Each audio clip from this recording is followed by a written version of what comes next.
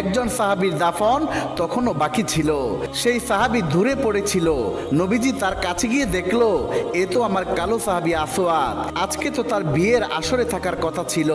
তখন একজন সাহাবী বললেন, ইয়া রাসূলুল্লাহ, আপনার কালো সাহাবী আসওয়াদ বিয়ে করার জন্য বিয়ের বাজার করতে গিয়ে যখন শুনলো আপনি যুদ্ধের ময়দানে, তখনই সে বাজার না করে তলোয়ার কিনে যুদ্ধে সে শহীদ হয়ে যায়। এই কথা শুনে নবীজি দুইটা চোখের পানি আর ধরে রাখতে পারলেন না। সাহাবীরা লক্ষ্য করলো নবীজি কান্না করতে করতে আবার হেসে দিল। সাহাবীরা জিজ্ঞাসা করলো, ইয়া রাসূলুল্লাহ, আপনি একবার কাঁদলেন আবার হাসলেন, এর কারণ কি?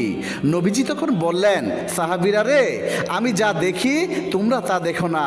সাহাবীরা আবার জিজ্ঞাসা করলো, ইয়া রাসূলুল্লাহ, আমরা কি জানতে পারি আপনি কি দেখেছেন?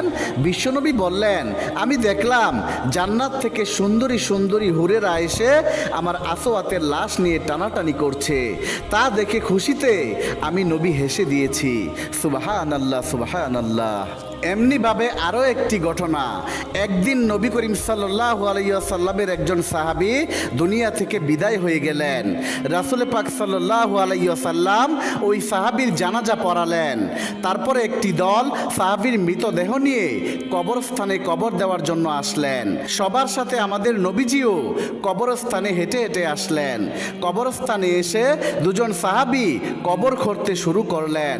কবরস্থানে উপস্থিত সবাই মৃতদেহকে ঘিরে বসে আছেন। সবাই কবর খনন শেষ না হওয়া পর্যন্ত অপেক্ষা করছিলেন। সবাই চুপচাপ নীরব ও শান্ত একটি পরিবেশ পালন করছিলেন। নবীজি গভীর মনোযোগ দিয়ে কবর খোঁড়া দেখছিলেন।